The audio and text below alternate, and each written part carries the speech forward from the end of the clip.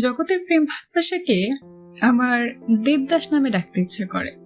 দেবদাস যেহেতু শরৎচন্দ্র রচনা করেছেন, তাই কখনো প্রেম ভালোবাসাকে শরৎবাবু নামেও ডাকি।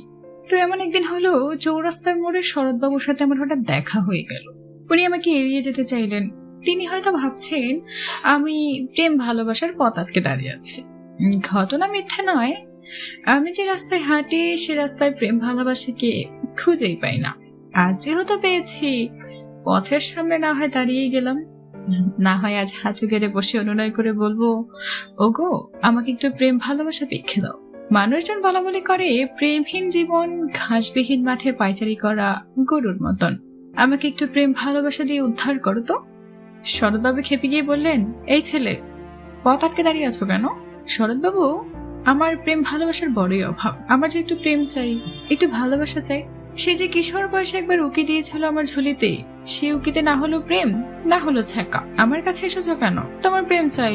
তোমার তো দেবদাস হওয়ার ইচ্ছে নেই, তুমি বরং চণ্ডীদাসের কাছে যাও, তার মাঝে প্রেম আছে।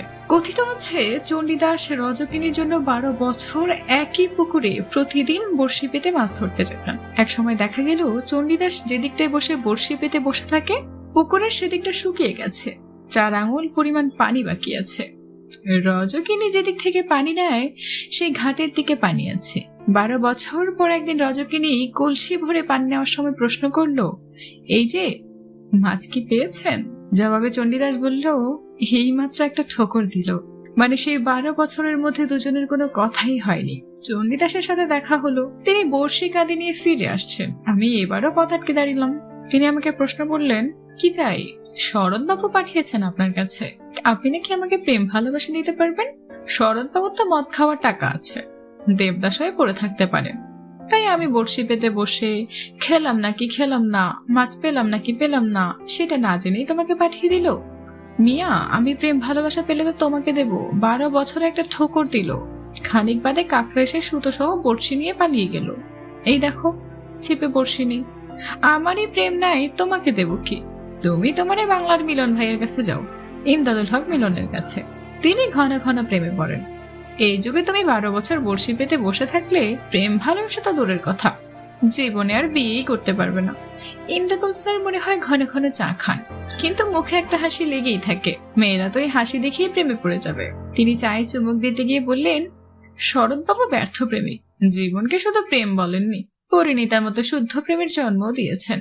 প্রেম ভালোবাসা পথে ঘাটে জনে জনে খুঁজে পাবে না। প্রেম তো নারীর মধ্যে, নারী প্রেম তাদের ভালোবাসো। আমি ফিরে এলাম। আর ভাই, প্রেম ভালোবাসার মতো নারী খুঁজে পেলে তোমার কাছে এলাম কেন? তুমি তো ভাই শালিকার মধ্যেও প্রেম খুঁজে পাও। কমলা সুন্দরী রূপ বর্ণনা করতে গিয়ে অশ্লীলতাকেও প্রশ্রয় দিয়ে ফেললেন। তাহলে দেহে কেন প্রেম হবে?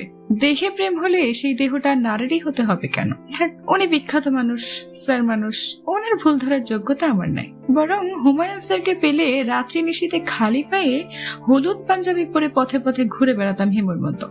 নয়তো মিসির আলীকে বলতাম, আমার প্রেম ভালোবাসার যুক্তি দিন স্যার, কেমন করে পাবো প্রেম ভালোবাসাকে? কিন্তু মিসির আলী মনে হয় কখনো প্রেমে পড়েনি। রোগা পাতলা মানুষটা চোখে ভাসলে মনে হয় প্রেমের বয়স তার উবে গেছে। তিনি জাগতিক চিন্তা চেতনার ঊর্ধ্বে।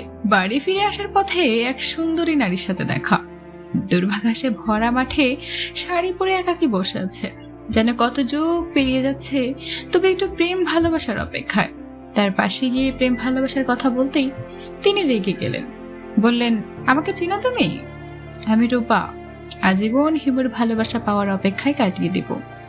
তুমি যদি প্রেম ভালোবাসাকে পাবে বলে ভালোবাসো, তবে সেখানে স্বার্থ লুকায়িত। তুমি কিছুই পাবে না, এতে বড় একটা শূন্যের পিছনে দৌড়াবে। কোনোদিন তাকে পাবে না এটা ভেবেই তাকে ভালোবাসো। একটি শুদ্ধতম ভালোবাসার সাক্ষী হয়ে থাকবে যুগ যুগ ধরে। আমি ফিরে আসলাম, কাউকে আমি বোঝাতেই পারিনি আমার বোনের কথাটুকু। আরে আমি তো কাউকে ভালোই বাসি না, কাউকে পেলামই না, ভালোবাসবো কি করে? না পেলাম ভালোবাসাকে, না পেলাম ছ্যাঁকা, যে নিজেকে দেবদাস মনে করে জীবন পাড়ি দিয়ে দেব। আমার আগাগোড়া কেবল নেই নেই নেই ধ্বনিতে মুখরিত। প্রেম নেই, ভালোবাসা নেই, তবে কোথায় গেলে পাবো প্রেম ভালোবাসাকে? অবশেষে প্রেম ভালোবাসার দেখা পেলাম।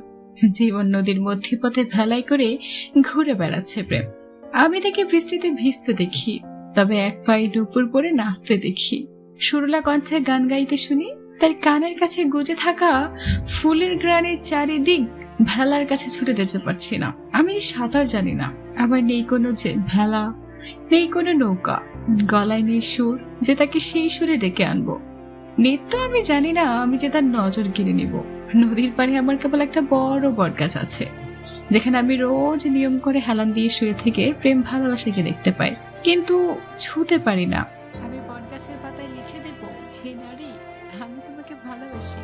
কখনো কোনো এক দক্ষিণা বাতাসে যদি কোনো পাতা উড়ে গিয়ে ভেলায় পড়ে, তবেই কেবল সে দেখতে পাবে পাতায় লেখা, আমি প্রেম ভালোবাসাকে বড্ড বেশি ভালোবাসি।